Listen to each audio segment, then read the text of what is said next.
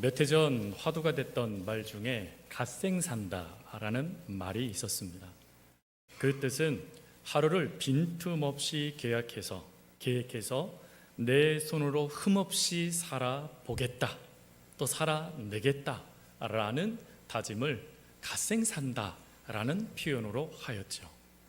그런데 이 말에는 사실 어두운 그늘이 하나가 있습니다. 그것은 완벽하게 살려 할수록 사실은 작은 가시 하나에도 쉽게 넘어진다라는 것입니다. 즉 우리의 인생은 안타깝게도 우리가 생각하는 것처럼 완벽해질 수 없다라는 것이죠. 이는 신앙생활에도 마찬가지입니다. 우리는 완벽한 믿음을 꿈꿉니다. 그리고 하나님께 완벽하게 인정받는 삶을 또한 원하지요. 그러나 우리에게도 안타깝게도 이 믿음이 무너지게 만드는 그 가시를 우리도 박힐 때가 있다라는 것이죠. 그리고 이러한 가시는 안타깝게도 오늘 본문 고린도 후서를 쓰고 있는 사도 바울에게도 나타날 수 있었습니다. 왜요? 그는 실제적으로 가시 박힌 인생이었기 때문에 그렇습니다. 그래서 그는 이 문제를 놓고 하나님께 3번씩이나 기도하였죠. 여기서 중요한 것은 3번이라는 이 단어는 횟수를 뜻하는 단어가 아닙니다. 유대 민족에게 있어서 이 3이라는 숫자는 완전 숫자이죠.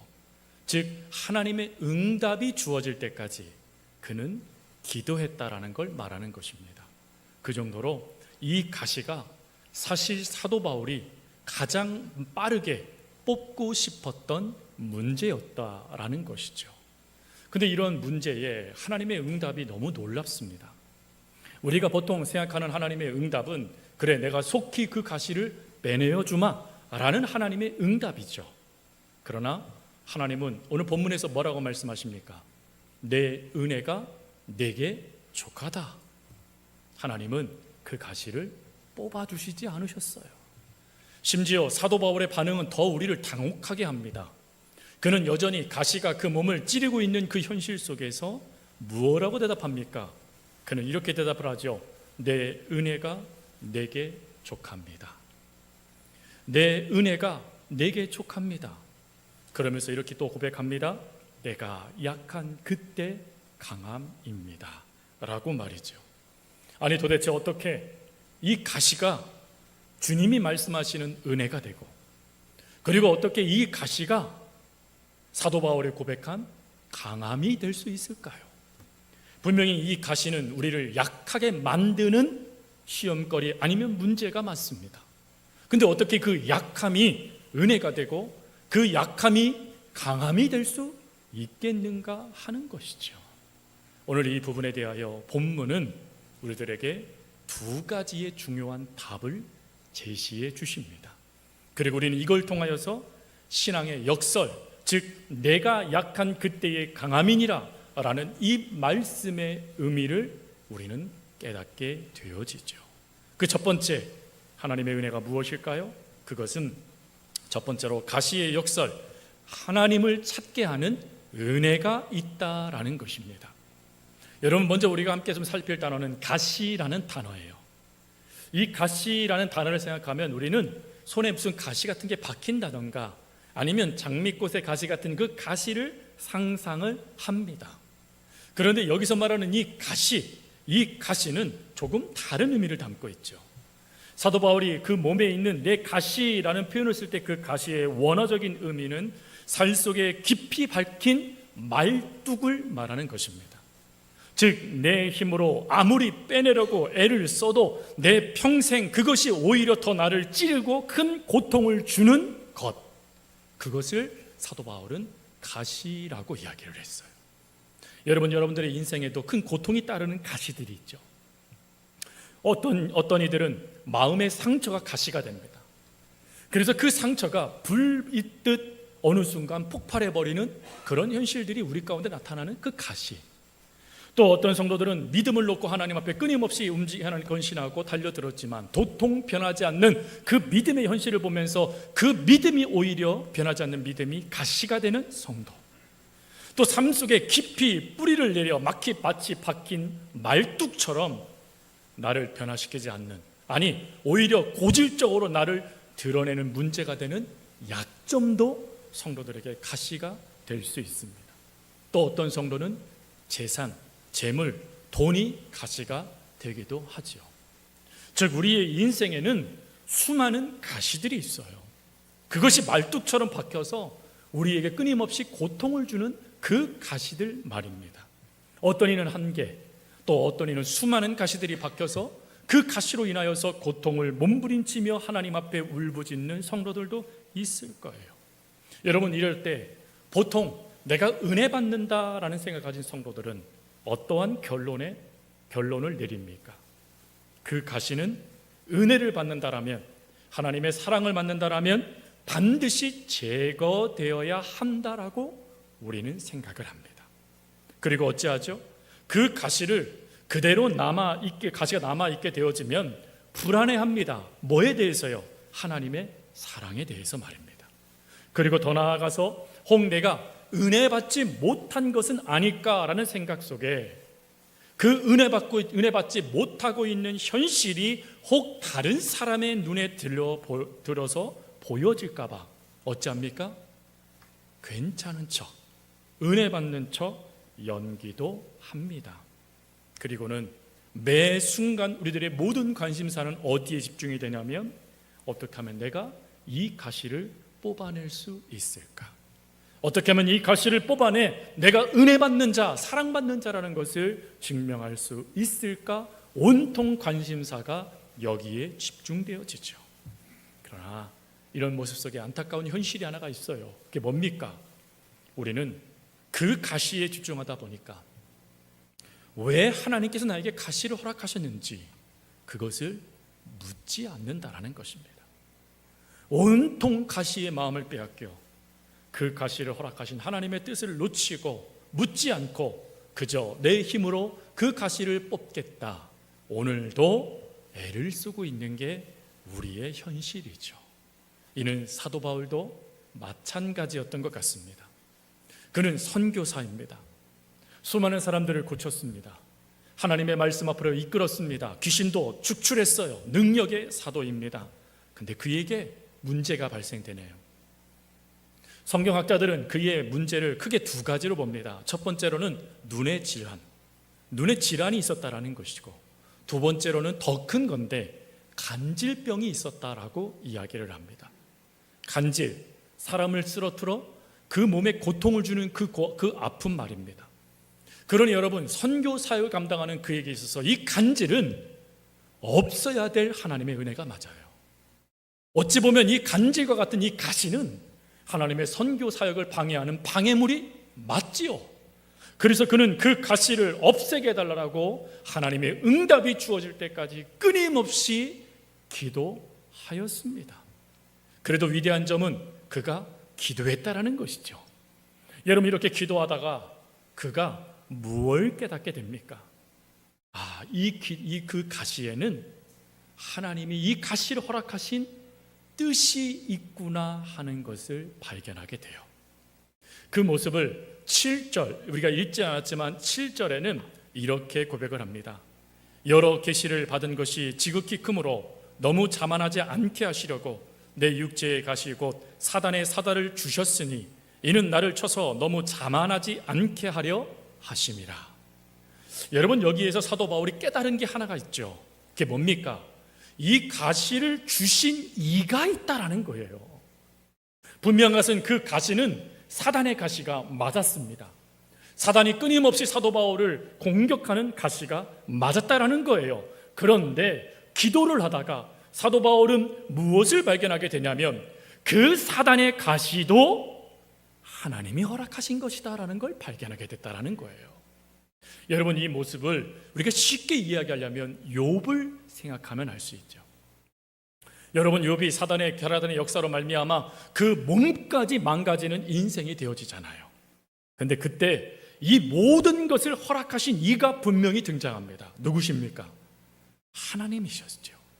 하나님께서 욥에게 그 고통을 주라고 사단을 통해 허락해 주신 결과였어요. 사도 바울은 그걸 깨달았다라는 거예요. 즉, 내 몸을 찌르는 이 사단의 가시, 이 가시를 누가 허락하셨느냐 하는 것이 발견되어졌다라는 거예요. 그리고는 하나님이 허락하셨구나, 하나님이 허락하셨구나라는 것을 알게 되어지니까 질문이 달라지더라는 거예요. 하나님, 이 가시만 없으면 제가 선교사로서 바르게 살 수 있을 것 같아요, 힘있게 그 선교사를 감당할 수 있을 것 같아요 라고 말했던 그가 이렇게 질문을 바꿔요. 하나님, 이 가시를 저에게 허락하신 이유가 무엇입니까? 하나님, 왜 이것을 저에게 허락하셨습니까? 라고 하며 하나님의 뜻을 묻는 기도로 바뀌더라는 것입니다. 여러분, 그 뜻에 하나님의 놀라운 응답이 뭐죠? 뭐하지 않게 하기 위하여? 자만하지 않게 하기 위함이라는 걸 깨닫게 됐다는 거예요. 여러분, 이 자만이라는 이 단어를 앞절 말씀 12장 1절 말씀에 보면 그는 이렇게 말합니다. 내가 부득불 자랑할 것이 있어 라고 하며 그의 자랑거리를 쭉 적어놔요. 그런데 이 모든 것들을 적어놓다 보면 안타깝게도 사도 바울이 자만해질 수 있었다라는 거예요. 그럼 여러분, 자만이 뭘까요? 자만은 아주 쉽게 설명하면 이렇습니다. 하나님 없이도 내 힘으로 모든 것을 할 수 있다 생각하는 태도, 그게 자만이에요. 하나님 없어도, 하나님 찾지 않아도 충분히 내가 감당할 수 있다라고 여기는 태도, 그게 자만이에요. 이걸 우리가 주로 쓰는 단어로 교만이라고 이야기하죠. 여러분, 자만은 사실 무서운 무기가 하나가 있어요. 그게 뭘까요? 조금 전에 이야기해 드린 대로 하나님을 찾아야 될 이유를 없애버린다라는 것입니다. 하나님을 찾고 그 하나님의 도움을 구해야 되는 그 모습, 신앙을 놓치게 만든다라는 것이에요. 왜요? 내 인생, 내 뜻대로 내가 통제할 수 있다라는 그 자만의 체면에 걸리면 주님의 도움은 거추장스러운 것밖에 되지 않기 때문에 그렇다라는 거예요. 이 말씀을 묵상하다 보니까 문득 그런 생각이 들더라고요. 여러분, 예전에 속담 가운데 서당께 3년이면 뭘 읊는데요? 풍어를 읊는데요. 이게 기적입니다, 여러분. 풍어를 읊는데 이 의미의 뜻은 뭐죠? 이 의미의 뜻은 사실 이거잖아요. 몇 년간 이것을 배우게 되면 그 배움을 통하여 충분히 문제를 해결할 수 있다라는 게 이 속담의 의미잖아요. 그런데 여러분, 이게 그대로 우리 신앙에도 나타나요. 신앙생활을 한 10년쯤 하고 직분자가 되어지고 그리고 하나님을 위해서 헌신하게 되어진다 보면 교회 안에 나타나는 수많은 사건, 사고들, 문제들을 즉시 어떻게 해석해야 되고 어떻게 해결해야 되는지가 즉시 깨달아지는 성도들이 있어요. 여러분, 그렇지 않으세요? 아니에요? 저희 교회는 너무 겸손해요. 사실 문제 하나가 딱 나타나면 즉시 저거는 이렇게 해야 돼, 이렇게 하지 아니하면 문제가 될 거야 라는 것을 어느 정도 유추해내는 게 우리들의 모습이잖아요. 근데 문제는 뭐예요? 거기서 즉시 우리는 행동한다라는 거예요. 즉, 하나님께 묻지 않고 내가 배워온, 내가 학습되어 온 그 방법대로 그 문제에 달려든다라는 것입니다. 그럼 여러분, 결국 우리는 뭐 하지 않았어요? 기도하지 않았죠. 즉, 우리는 신앙의 자만에 빠지게 되는 거예요. 너무 쉽게도 말입니다. 내가 감당할 수 있다라는 것입니다. 하나님, 잠시 기다려주세요. 내가 충분히 이 문제 감당할 수 있습니다. 제가 그러려고 있는 겁니다 라고 하며 그 문제로 달려드는 거예요, 여러분. 그러나 교회 안에 나타나는 문제는 항상 영적인 문제가 대동되어집니다. 즉, 그 속에 사단이 역사하던, 그 속에 하나님이 역사하시던 영적인 문제가 반드시 섞여서 나타나요. 인간의 감정만 나타나는 게 아닙니다. 그러니 그 문제는 하나님이 풀어주셔야 돼요. 근데 문제는 자만의 병에 빠지게 되면 그 하나님보다 내가 앞서서 그 문제를 해결하려고 달려든다는 것입니다. 그러다 보니 어찌합니까? 하나님이 조치를 취하세요. 그 조치가 뭡니까? 우리의 신앙에, 우리의 삶에, 아니면 교회에 가시를 박아버리시는 거예요. 가시. 가시를 박으세요. 처음에는 그것이 고통입니다. 왜 하나님 이렇게 하시는지 이유를 모르겠다라고 하나님께 따집니다. 그러나 따지면서 기도하다가 순간 깨닫게 되어져요. 아, 내가 하나님을 놓쳤구나. 내가 내 방법을 의지하여 그것이 하나님의 방법이냐 착각하여 하나님께 묻지도 않고 내 방법대로 내 힘대로 통제하겠다라고 내가 달려들었구나. 깨닫게 되어져요. 깨닫게 되어지는 그 순간부터 뭐 할까요? 드디어 하나님을 찾기 시작합니다. 하나님 도와주세요. 늦었지만 비로소 제가 깨달았어요. 하나님 도와주세요. 그 하나님을 찾기 시작한다라는 거예요. 그러니 여러분, 이때가 돼서야 가시를 우리는 뭐로 생각하지 않아요? 이 가시가 나를 고문하는 도구가 아니라 하나님의 은혜를 경험하게 하는 통로라는 것을 비로소 깨닫게 된다는 거예요. 깨닫게 되어지니 그 은혜를 주신 하나님을 더 간절히 찾게 되어지고, 간절히 찾게 되어져 보니 하나님도 간절히 찾는 자를 만나주시겠대요. 은혜가 역사되기 시작하는 것입니다. 여러분, 이 모습이 그대로 드러난 인물이 야곱이죠. 여러분, 사실 야곱의 인생을 하나로 딱 규합하라고, 압축하라고 하면 뭐가 될까요? 갓생산 인생이었어요. 그는 자신의 생각대로 계획을 세웁니다. 장자권 계획대로 빼앗았어요. 축복 계획대로 이루었어요. 삼촌에 있는 제사 계획대로 다 차지했습니다. 모든 것이 계획대로 이루어지는, 그래서 내 삶 충분히 내 뜻대로 통제할 수 있다, 갓생 살았다, 그 대표주자가 야곱입니다. 그는 그 생각을 가지고 어찌합니까? 고향으로 돌아옵니다. 근데 문제가 발생되네요. 형이 군대를 대동하고 달려드는 거예요. 군대를 대동하고 달려들고 있다?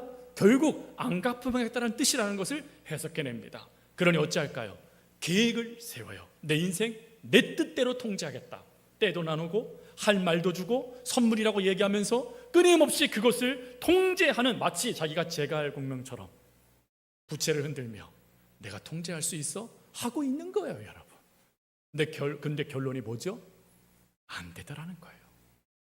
통제가 안 되고 형이 여전히 달려들고 있었다라는 것입니다. 이 정도쯤 되면 내 힘으로, 내 계획으로, 내 뜻으로 이 문제 해결할 수 없다는 걸 깨달아야 되잖아요, 야곱이. 근데 깨닫나요? 아니요, 깨닫지 못해요. 그러니 하나님이 어찌하십니까? 가시를 박는 작업을 하세요. 그 가시를 박는 작업이 뭡니까? 찾아가셔서 그의 환도뼈를 치시는 거예요. 환도뼈는 이스라엘 백성들에게서 힘을 지탱하는, 나를 지탱하는 축입니다. 내가 버텨야 된다라고 말할 때 그 버티는 힘이 환도뼈였어요. 근데 그 환도뼈를 하나님이 쳐버리세요. 거기에 가시를 박아버리신 겁니다. 그리고 드디어 가시가 박히게 되어지니까 야곱이 무엇을 깨닫게 돼요? 하나님이 역사하지 아니하시면 나는 망하는구나 하는 걸 깨닫게 돼요. 그 깨달음을 그는 이렇게 얘기합니다. 창세기 32장 25절 말씀. 그가 이르되 날이 새려하니 나로 가게 하라. 야곱이 이르되 당신이 내게 축복하지 아니하면 가게 하지 아니하겠나이다. 비로소 가시가 박히는 절망을 경험하게 되니까 하나님께서 저를 도와주지 아니하시면 저 죽어요 라고 말하더라는 거예요. 여러분, 이 모습에 하나님이 뭐라고 말씀하시죠? 너는 이제, 하나님을 찾는 야곱을 보면서 너는 이제 야곱이 아니라 이스라엘이다 라고 이름을 바꾸어 주세요. 여러분, 이 이스라엘이라는 이 이름의 뜻을요, 원어적으로 보니까 이런 의미가 담아져 있더라고요. 하나님을 붙들고 찾는 자라는 의미가 담아져 있어요. 즉 이스라엘이라는 이름을 받는 목적, 하는 이유는 그가 드디어 하나님을 붙잡고 찾았기 때문이라는 거예요. 하나님을 찾는 자. 성도 여러분, 이 은혜는 우리들에게도 하나님이 주시는 은혜예요. 여러분들의 가시가 어디서 왔던, 어떻게 박혔는지 그것은 알 수는 없어요. 그러나 그 가시를 허락하신 하나님의 뜻은 있다라는 거예요. 그러니 그 뜻을 붙잡고자 그 가시가 우리를 고문하는 고문도구가 되게 만들지 마시고 오히려 하나님께 방향을 집중하게 만드는 신앙의 나침판이 되게 만드셔요. 그럴 때 하나님께서는 여러분들이 그 하나님을 찾게 되는 그 순간 여러분들의 인생에도 너는 나를 붙들고 찾는 자 이스라엘이라는 이 이름을 허락해 주실 거라는 겁니다. 그러니 이게 역설이죠. 가시 절망이 아니에요. 그 가시는 하나님의 은혜를 경험하는 통로인 것입니다. 그리고 두 번째, 또 오늘 본문을 통해 깨닫는 은혜가 뭘까요? 가시의 역설, 하나님의 능력이 머무는 은혜입니다. 우리는 앞서 가시 때문에 비로소 우리가 하나님을 찾게 됐다라고 말씀을 드렸죠. 그런데 여러분, 사실 신앙생활을 해오다 보면 그 찾은 하나님을 놓쳐버리는 현실을 맞닥뜨릴 때가 더 많죠. 분명히 하나님을 찾겠다라고 다짐했습니다. 그 하나님께 기도하겠다라고 다짐했어요. 그리고 그것대로 살았어요. 근데 문제는 여전히 변화되지 않는 내 현실들, 여전히 박혀서 내 삶에 고름을 만들고 여전히 내 삶을 썩게 만드는 그 가시들이 끊임없이 내 삶을 끊임없이 찌르고 있는 거예요. 그러다 보니 어찌합니까? 처음엔 그래도 하나님을 바라보며 이 문제를 해결하려고 달려듭니다. 그러나 어느 순간 그 차가운 현실에 굴복당하게 되어지죠. 두 손 두 발 다 들고 하나님으로는 안 되는구나, 이렇게 생각을 해버려요. 그뿐일까요? 우리는 그 변화되지 않는 차가운 현실을 바라보면서요, 하나님을 찾지도 않을 뿐만 아니라 그것이 마치 하나님의 부재, 하나님이 안 계셔서 그런 것처럼 여겨 버린다라는 것입니다. 그게 우리들을 끊임없이 힘들게 하는 또 다른 아픔이에요. 오늘 여러분들을 차갑게 하나님을 놓치게 만드는 그 현실들은 무엇입니까? 그 현실 때문에 오늘도 끊임없이 하나님은 날 사랑하지 않으신다라는 그 하나님의 부재를 선언할 수밖에 없는 현실들은 무엇입니까? 여러분, 사도 바울을 생각해 보세요. 그가 여러 번 넘어졌을 거예요. 그런데 그때 침상에서만 편안할 때만 넘어졌을까요? 저는 아니라고 생각해요. 복음을 증거하는 자리에서도 그는 넘어졌을 거예요. 그는 입에 배고픔을 물듯이 거품을 물면서 끊임없이 몸부림치는 그 아픔을 많은 사람들에게 보여줬을 거예요. 근데 그런 현실, 차가운 현실, 사람들이 날카로운 눈빛, 그 의구심, 그것을 뛰어넘으며 사도 바울이 뭐라고 얘기합니까? 나는 약한 그때에 강합니다 라고 이야기하더라는 거예요. 즉 차가운 현실은 여전히 사도 바울을 숨막히게 했을 거예요. 여전히 그 가시가 끊임없이 사도 바울을 찔러서 아프게 했을 거예요. 사람들도 의구심을 갖게 만드는 문제였을 거예요. 근데 사도 바울이 그때 무엇을 놓치지 않냐면 하나님을 놓치지 않아요. 그 하나님을 바라보면서 이 문제를 끊임없이 해석을 해요. 해석을 하다 보니까 발견되어지네요. 내가 이 일들을 행하는 게 아니었지, 하나님이 이루시는 거였지, 깨닫게 되어져요. 여러분, 이 깨달음에 하나님이 확증을 주시죠. 그게 뭡니까? 내 은혜가 내게 족하다라는 말씀이에요. 여기서 이 족하다라는 이 단어의 뜻은 충분히 채워지다라는 뜻이에요. 즉 이미 하나님께서 바울의 삶에 뭘 부어주고 계셨어요? 은혜를 부어주고 계셨다라는 것입니다. 그래서 사도 바울이 생각했어요. 그럼 이 은혜가 뭘까? 그 다음에 하나님의 말씀이었어요. 능력이라는 단어였습니다. 그는 이것을 깨닫고 답은 이거구나. 하나님께서 나에게 역사하신 이 능력을 내가 끊임없이 경험하면 되는 거구나. 그러면 이 능력을 어떻게 경험하지? 답이 주어지네요. 바로 오늘 본문에도 나와 있지만 이는 그리스도의 능력이 내게 머물게 하려 함이라 라는 9절 말씀의 답이에요. 즉 그 하나님의 역사를 그가 경험하기 위해서는 결국 하나님의 머무심을 내가 신뢰할 수 있어야 된다는 거예요. 여러분, 머물다라는 이 단어의 뜻이 뭐죠? 이 머물다라는 단어의 뜻이요, 이런 의미입니다. 하나님이 나와 함께 사시고자 내게 찾아오시다. 나와 함께 하시고자, 나와 함께 사시고자, 나와 함께 머무시고자 그 하나님께서 내게 오셨다라는 거예요. 같이 살겠다라고. 그러면 같이 사시는 게 뭐가 중요해요? 하나님을 끊임없이 같이 살지만 우리들에게도 이 문제가 여전하잖아요. 근데 사도 바울이 말하는 거예요. 그 같이 사신 주님이 내게 능력을 주신다 라고 고백을 한 거예요. 여러분, 능력이 뭐죠? 단순히 위로일까요? 힘내라는 하나님의 격려일까요? 우리가 가끔 생각하는 것 중에 하나가 하나님은 그 위로 정도 주시는 분으로 여겨요. 아니요, 여러분. 하나님은 우리가 위로를 받아 그 다음 어떻게 삶을 살아가야 되는지에 더 관심이 있으세요. 위로 정도로 여러분들의 마음만 달래시는 분이 아니세요. 그 마음을 회복한 여러분들이 어떻게 살아가야 될지를 고민하며 그 삶을 이끌어 주시는 분이 하나님이시죠. 그 하나님이 바울에게 뭘 주셨냐면 능력을 주셨대요. 즉 강력한 힘을 주셨다라는 거예요. 그런데 이 강력한 힘이요, 어느 자리에서 허락하신 힘입니까? 잘 될 때인가요? 강할 때인가요? 칭찬받을 때인가요? 아니요, 약할 때였어요. 약한 그 자리, 차가운 현실, 그것이 역사되는 그 자리에 하나님이 능력을 강하게 부어주시더라는 것입니다. 그러니 그것이 능력이 부어지게 되어지니까 어찌 되어집니까? 그 다음 말씀, 온전하여 지느니라.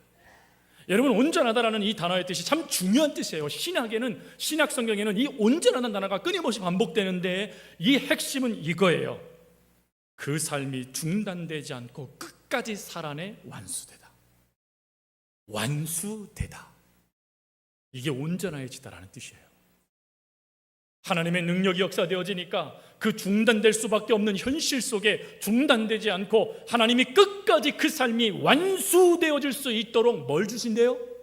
능력을 주신대요. 능력이 끊임없이 역사되어진다는 것입니다. 사랑하는 성도 여러분, 저와 여러분들의 인생의 삶에 나타나는 수많은 차가운 현실들, 그리고 수많은 가시들, 그 모든 것들을 뛰어넘어 완수할 수 있는 힘은 저와 여러분 가운데 없어요. 이건 인정하셔야 돼요. 그런데 저와 여러분 가운데 또한 있어요. 누구 안에서요? 예수님 안에서요. 그 예수님이 오늘 저와 여러분들의 삶에 그 삶이 버텨질 정도가 아니라 사라져 끝끝내는 완수 마침표가 되도록 역사하시는 능력을 우리들에게 지금도 주고 계신다라는 것입니다. 여러분, 이것을 경험한 인물이 엘리야잖아요. 엘리야, 끊임없이 반복되는 그 엘리야가 이세벨 왕후를 통하여 살해 위협을 받아요. 그 위협에 마음이 무너져 버리죠. 어찌 보면 그것이 가시일 수도 있어요. 차가운 현실일 수도 있죠. 그것에 그가 무너집니다. 죽기를 구합니다. 약함이 되었어요. 그런데 그를 하나님이 찾아가시죠. 먹이십니다. 쉬게 하십니다. 그리고는 어찌합니까? 그를 호렙산으로 부르십니다. 근데 그 부르실 때 말씀을 보니까 이렇게 되어 있습니다. 40주야를 걸어 호렙산에 이르니. 40주야를 걸었대요. 잠 잤나요? 음식 먹었나요? 성경은 걸었대요. 40주야를 걸을 수 있는 힘이 그에게 있었을까요? 아니요. 그를 회복시키시고 찾아가신 그 하나님, 그와 머무시는 그 하나님, 그 하나님께서 그에게 그 힘을 주신 거예요. 그 힘으로 그는 40주야를 걸어 호렙산에 다다르게 되어졌고, 그것에서 다시금 하나님의 사도로, 선지자로 쓰임받는 놀라운 사명을 맡게 되어져요. 그리고는 어찌합니까? 후에 완수하게 되어지죠. 이게 엘리야예요, 여러분. 이게 바로 차가운 현실 속에 살아갔던 엘리야에게 하나님께서 허락하신 은혜, 그리고 오늘 우리들에게도 허락하시고자 약속하시는 은혜입니다. 여러분들의 삶에 여러분들을 힘들게 하는 그 수많은 현실들, 하나님을 놓치게 만드는 그 수많은 것들, 하나님을 찾는 것도 헛되다라고 말하는 그 모든 현실들이 여러분들에게 충분히 나타날 수 있어요. 사도 바울은 분명히 말했잖아요. 10절에 내가 모든 능욕과, 하나님 때문에 능욕을 당해요. 심지어요, 그 다음 말씀해 보니까 궁핍, 배고픔도 당해요. 찢어지게 가난한 거예요. 박해도 당하고 공고도 당해요. 하나님 왜 이렇게 우울해요? 왜 이렇게 힘들어요? 왜 이렇게 허무해요, 하나님? 그것도 그가 겪었다라는 거예요, 여러분. 사도 바울이 완벽하지 않아요. 그도 우리와 똑같은 사람이에요. 그도 똑같은 아픔을 느껴요. 근데 그의 삶이 중단되지 않아요. 나는 나의 달려갈 길을 다 달려갔다. 나는 표대를 향하여 간다. 그의 능력이 아니에요. 그의 삶에 찾아오셔서 그에게 능력을 부어주시는 예수님 때문이었어요. 그 예수님이 오늘도 여러분들에게 능력의 주님으로 역사되어지고 계십니다. 오늘도 여러분들의 삶에 그 능력으로 함께 하셔서 여러분들의 인생, 여러분들의 사명, 여러분들의 수많은 믿음의 역사들이 중단되지 않도록 주님이 이끌어 주십니다. 이걸 믿으세요. 이게 신앙의 역설이에요. 그럴 때 여러분들의 그 약함은요, 오히려 하나님의 강함이 되고, 그 강함을 경험한 여러분들은 그 약함을 뭐 하실까요? 사도 바울처럼 자랑하실 거예요. 내가 이런 약함이 있어. 근데 이 약함 때문에 오늘 내가 이렇게 살아갈 수 있었어. 하나님이 나를 붙잡아 주셨어. 하나님이 내게 능력을 주셨어. 라고 고백하며 그 약함을 자랑하는 여러분들이 되실 거라는 거예요. 말씀을 정리합니다. 사랑하는 성도 여러분, 어떤 가시가 바뀌셨어요? 어떤 가시가 말뚝처럼 바뀌셔서 여러분들의 마음을 지금 찌르고 계십니까? 그리고 어떤 차가운 현실이 하나님을 바라봤던 그 신앙을 놓치게 만들고 계십니까? 하나님은 여러분들이 어떠한 순간에 있는다 할지라도 하나님을 찾는다라면, 그리고 비록 그 박힌 것으로 차가운 현실 속에 무너지는 여러분들의 삶이 나타난다 할지라도 하나님은 여러분 곁에 머무신 것을 후회하지 않으세요. 그리고 능력을 부어주세요. 살아가게 해주세요. 완수하게 역사해 주세요. 그러니 그 하나님을 바라보며, 하나님, 내 약함이 약함이 아니에요. 내 약함이 하나님을 바라보는, 하나님을 찾는 은혜의 결단이고, 그리고 그 약함의 현실이 오히려 하나님의 능력을 경험하는 축복의 통로예요 라고 고백하는 저와 여러분이 되실 겁니다. 그 은혜가 바로 오늘 하나님께서 여러분들에게 허락하시고자 하시는 신앙의 은혜입니다. 다 받아 누리는 우리 귀한 성도님들 될 수 있기를 주님의 이름으로 축복합니다. 우리 기도하겠습니다.